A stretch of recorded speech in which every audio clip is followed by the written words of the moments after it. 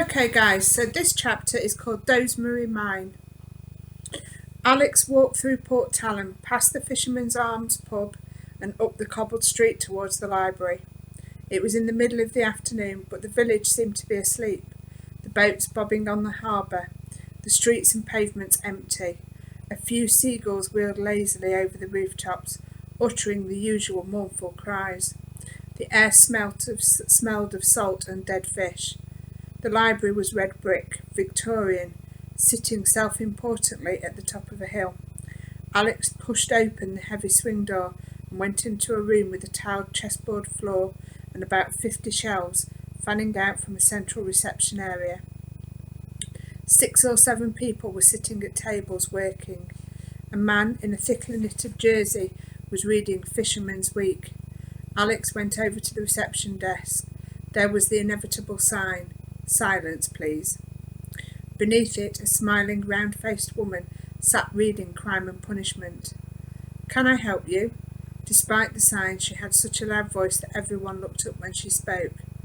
"Yes." Alex had come here because of a chance remark made by Herod Sale. He had been talking about Ian Ryder, spent half his time in the village, in the port, the post office, the library. Alex had already seen the post office, another old-fashioned building near the port. He didn't think he'd learn anything there, but the library. Maybe Ryder had come here looking for information. Maybe the librarian would remember him. "I had a friend staying in the village, Alex said. "I wondered if he came here. His name's Ian Ryder." "Ryder with an I or a Y? I don't think we have any Ryders at all."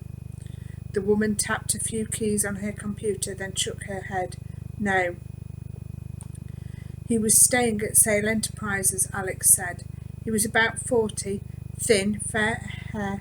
He drove a BMW. "Oh, yes," the librarian smiled. "He did come here a couple of times. A nice man, very polite. I knew he didn't come from around here. He was looking for a book." "Do you remember which book?" "Of course I do. I can't always remember faces, but I never forget a book. He was interested in viruses." "Viruses? Yes, that's what I said. He wanted some information." "A computer virus? This might change everything." A computer virus was the perfect act of sabotage, invisible and instantaneous. A single blip written into the software, and every single piece of information in the Stormbreaker software could be destroyed at any time. But Herod Sale couldn't possibly want to damage his own creation. That would make no sense at all. So maybe Alex had been wrong about him from the very start. Maybe Sale had no idea what was really going on. "I'm afraid I couldn't help him," the librarian continued. "This is only a small library and our grant's been cut for the 3rd year running." She sighed. "Anyway, he said he'd get some books sent down from London. He told me he had a box at the post office." That made sense too. Ian Ryder wouldn't have wanted information sent to Sale Enterprises where it could be intercepted.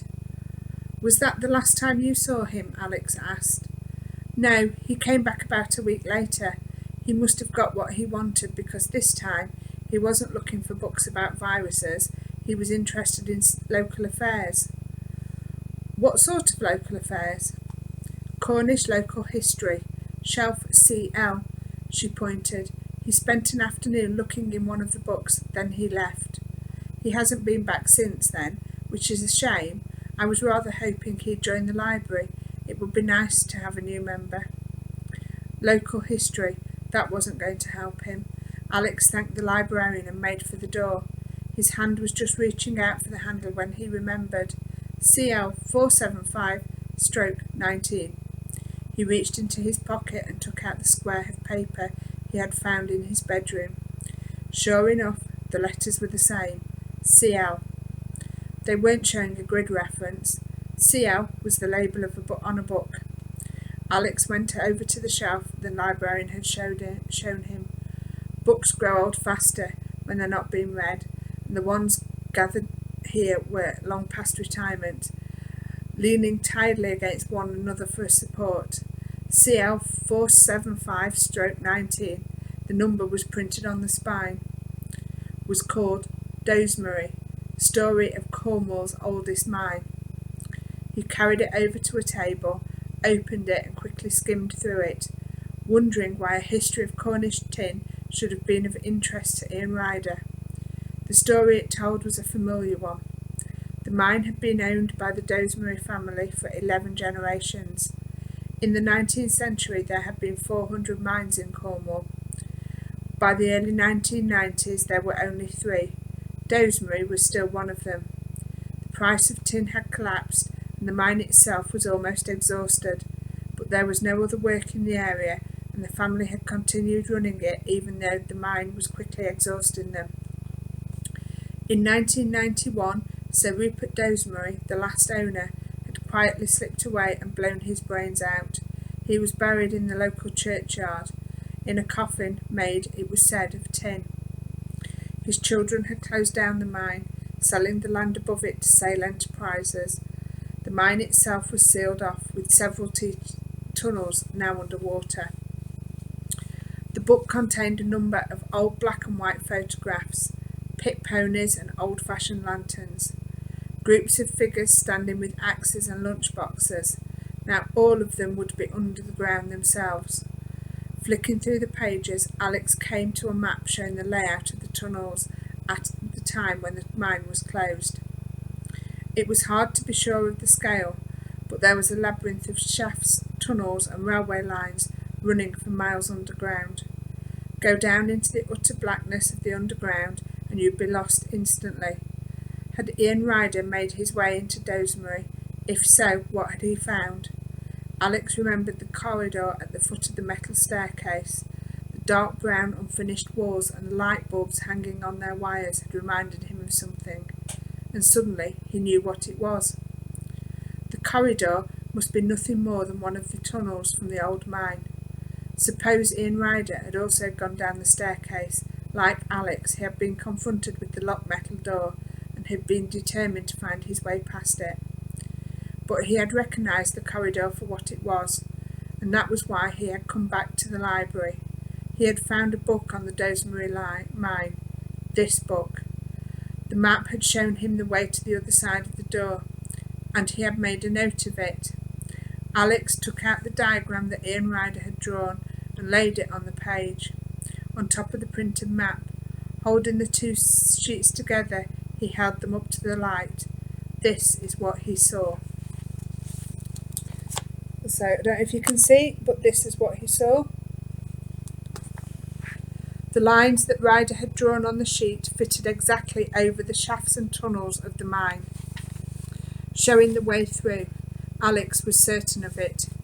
If he could find the entrance to Dozmary, he could follow the map through to the other side of the metal door. 10 minutes later he left the library with a photocopy of the page. He went down to the harbour and found one of those maritime stores that seemed to sell anything and everything. Here he bought himself a powerful torch, a jersey, a length of rope and a box of chalk. Then he climbed back into the hills. Back on the quad, Alex raced across the cliff tops.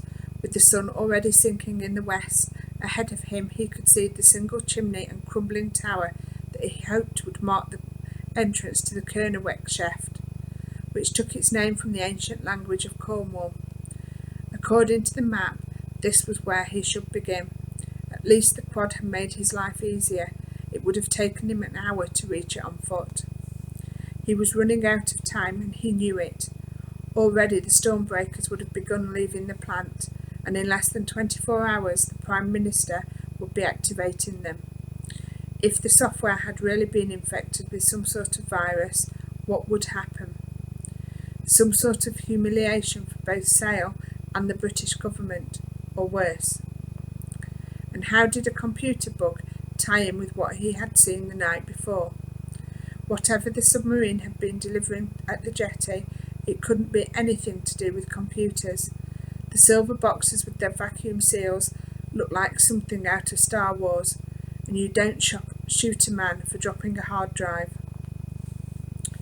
Alex parked the quad next to the tower and went in through an arched doorway. At first he thought he must have made some sort of mistake. The building looked more like a ruined church than the entrance to a mine. Other people had been here before him. There were a few crumpled beer cans and old crisp packets on the floor, and the usual graffiti on the walls. J.R.H. was here. Nick loves Cass. Visitors leaving the worst parts of themselves behind in fluorescent paint. His foot came down on something that clanged, and he saw that he was standing on a metal trapdoor, set into the concrete floor. Grass and weeds were sprouting round the edges, but putting his hand against the crack, he could feel a draught of air rising from below. This must be the entrance to the shaft. The trapdoor was bolted down with a heavy padlock, several centimetres thick. Alex swore under his breath. He had left the zit cream back in his room. The cream would have eaten through the bolt in seconds, but he didn't have the time to go all the way back to Sale Enterprises to get it. He knelt down and shook the padlock in frustration. To his surprise, it swung open in his hand. Somebody had been here before him. Ian Ryder, it had to be. He must have managed to unlock it and hadn't fully closed it again so that it would be ready when he came back. Alex pulled the padlock out and grabbed hold of the trapdoor. It took all of his strength to pull it up. As he did so, a blast of cold air hit him in the face. The trapdoor clanged back and he found himself looking into a black hole that stretched further than the daylight could reach. Alex shone his torch into the hole. The beam went about 50 metres, but the shaft went further. He found a pebble and dropped it in. At least 10 seconds passed before the pebble rattled against something far below. A rusty ladder ran down one side of the shaft. Alex checked that the quad was out of sight, then looped the rope over his shoulder and shoved the torch into his belt. He didn't enjoy climbing into the hole. The metal rungs were ice cold against his hands, and his shoulders had barely sunk beneath the level of the ground before the light was blotted out, and he felt himself being sucked into darkness so total that he didn't even have sure he had eyes. But he couldn't climb and hold on to the torch. He just had to feel his way, a hand, then a foot, descending further and ever further until at last his heel struck the ground and he knew he had reached the bottom of Kerneweck's shaft. He looked up. He could just make out the entrance that he'd climbed through, small, round, distant as the moon. Breathing heavily, trying to fight off the sense of claustrophobia, he pulled out the torch and flicked it on. The beam leapt out of his hand, pointing the way ahead and throwing pure white light onto his immediate surroundings. Alex was at the start of a long tunnel, the uneven walls and ceiling held back by wooden beams. The floor was already damp, and a sheen of salt water hung in the air. It was cold in the mine. He had known it would be, and before he moved he pulled on the jersey he had bought, then chalked a large X on the wall. That had been a good idea too. Whatever happened down here, he wanted to be sure he could find the way back. At last he was ready. He took 2 steps forwards, away from the vertical shaft and into the start of the tunnel, and immediately felt the weight of the solid rock, soil and remaining streaks of tin bearing down on him. It was horrible here. It really was like being buried alive, and it took all his strength to force himself on. About 50 paces he came to a second tunnel, branching off to the left. He took out the photocopy map and examined it in the torchlight. According to Ian Ryder, this was where he had to turn off. He swung the torch round and followed the tunnel, which slanted downwards, taking him deeper and deeper into the earth. There was absolutely no sound in the mine, apart from his own rasping breath, the crunch of his footsteps and the quickening thud of his heart. It was as if blackness was wiping out sound as well as vision. Alex opened his mouth and called out, just to hear something, but his voice sounded small and only reminded him of the huge weight above his head. The tunnel was in bad repair. Some of the beams had snapped and fallen in, and as he passed, a trickle of gravel hit his neck and shoulders, reminding him that the Dozmary mine had been kept locked for a reason. It was a hellish place. It could collapse at any time. The path took him ever deeper. He could feel the pressure pounding in his ears, and the darkness seemed ever thicker and more oppressive. He came to a tangle of iron and wire, some sort of machine long ago buried and forgotten. He climbed over it too quickly, cutting his leg on a piece of jagged metal. He stood still for a few seconds, forcing himself to slow down. He knew he couldn't panic. If you panic, you'll get lost. Think what you are doing. Be careful.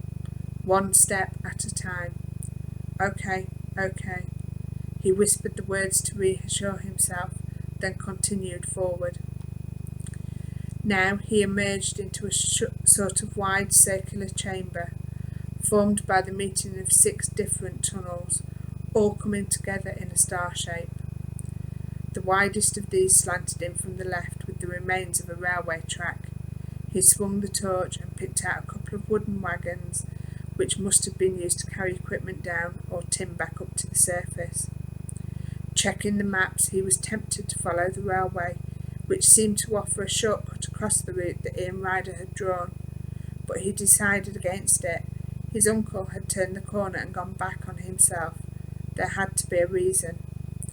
Alex made another 2 chalk crosses, one for the tunnel he had left and another for the one he was entering. He went on. This new tunnel quickly became lower and narrower until Alex couldn't walk unless he crouched. The floor was very wet here, with pools of water reaching his ankles. He remembered how near he was to the sea, and that brought another unpleasant thought. What time was high tide? And when the water rose, what would happen inside the mine? Alex suddenly had a vision of himself trapped in blackness, with the water rising up to his chest, his neck, over his face. He stopped and forced himself to think of something else. Down here, on his own, far beneath the surface of the earth, he couldn't make an enemy of his imagination. The tunnel curved, then joined a second railway line, this one bent and broken, covered here and there in rubble which must have fallen from above, but the metal tracks made it easier to move forward, picking up and reflecting the torch. Alex followed them all the way to a junction with the main railway. It had taken him 30 minutes, and he was almost back where he had started, but, shining the torch around him, he saw why Ian Ryder had sent him the long way round. There had been a tunnel collapse. About 30 metres up the line, the main railway was blocked. He crossed the tracks, still following the maps, and stopped. He looked at the paper, then again at the way ahead. It was impossible, and yet there was no mistake. He had come to a small, round tunnel, dipping steeply down, but after 10 metres the tunnel simply stopped, with what looked like a sheet of metal barring the way. Alex picked up a stone and threw it. There was a splash. Now he understood. The tunnel was completely submerged in water as black as ink. The water had risen up to the ceiling of the tunnel, so that, even assuming he could swim in temperatures that must be close to 0, he would be unable to breathe. After all his hard work, after all the time he had spent underground, there was no way forward. Alex turned.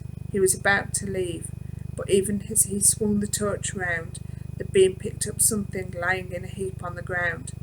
He went over to it and leaned down. It was a diver's dry suit, and it looked brand new. Alex walked back to the water's edge and examined it with the torch. This time he saw something else. A rope had been tied to a rock. It slanted diagonally into the water and disappeared. Alex knew what that meant. Ian Ryder had swum through the submerged tunnel. He had worn a dry suit, and he had managed to fix a rope to guide him through. Obviously he had planned to come back. That was why he had left the padlock open. It seemed that once again Alex had been helped by the dead man. The question was, did he have the nerve to go on? He picked up the dry suit. It was too big for him, although it would probably keep out the worst of the chill. But the cold wasn't the only problem. The tunnel might run for 10 metres. It might run for 100. How could he be sure that Ian Ryder hadn't used scuba equipment to swim through? If Alex went down there, into the water, and ran out of breath halfway, he would drown. Pinned underneath the rock in the freezing blackness, he couldn't imagine a worse way to die. But he had come so far, and according to the map he was nearly there. Alex swore. This was not fun. At that moment he wished he had never heard of Alan Blunt, Sail Enterprises, or the Stormbreaker. But he couldn't go back. If his uncle had done it, so should he. Gritting his teeth, he pulled on the dry suit. It was cold, clammy and uncomfortable. He zipped it up. He hadn't taken off his ordinary clothes, and perhaps that helped. The suit was loose in places, but he was sure it would keep the water out. Moving quickly now, afraid that if he hesitated he would change his mind, Alex approached the water's edge. He reached out and took the rope in one hand. It would be faster swimming with both hands, but he didn't dare risk it. Getting lost in the underwater tunnel would be as bad as running out of air. The result would be exactly the same. He had to keep hold of the rope to allow it to guide him through. Alex took several deep breaths, hyperventilating and oxygenating his blood, knowing it would give him a few precious extra seconds. Then he plunged in. The cold was ferocious, a hammer blow that nearly forced the air out of his lungs. The water pounded at his head, swirling round his nose and eyes. His fingers were instantly numb. His whole system felt the shock, but the dry suit was sealing in at least some of his body warmth. Clinging to the rope, he kicked forwards. He had committed himself. There could be no going back. Pull, kick, pull, kick. Alex had been under water for less than a minute, but already his lungs were feeling the strain. The roof of the tunnel was scraping his shoulders, and he was afraid that it would tear through the dry suit and gouge his skin as well. But he didn't dare slow. The freezing cold was sucking the strength out of him. Pull and kick, pull and kick. How long had he been under? 90 seconds? 100? His eyes were tight shut, but if he opened them, there would be no difference. He was in a black, swirling, freezing version of hell, and his breath was running out. He pulled himself forward along the rope, burning the skin off the palms of his hands. He must have been swimming for almost 2 minutes. It felt closer to 10. He had to open his mouth and breathe, even if it was water that would rush into his throat. A silent scream exploded inside him. Pull, kick, and then the rope tilted upwards, and he felt his shoulders come clear, and his mouth was wrenched open in a great gasp, as he breathed air and knew that he had made it, perhaps with only seconds to spare, but made it to where? Alex couldn't see anything. He was floating in utter darkness, unable to see even where the water ended. He had left the torch at the other side, but he knew that even if he wanted to, he didn't have the strength to go back. He had followed the trail left by a dead man. It was only now that he realised it might only lead to the grave. Okay, that's the end of that chapter. So what I would like you to do today is I would like you to draw your own map of a mine and then write a set of directions to get somebody out of that map. Use the information that I have posted on Seesaw as well to help you.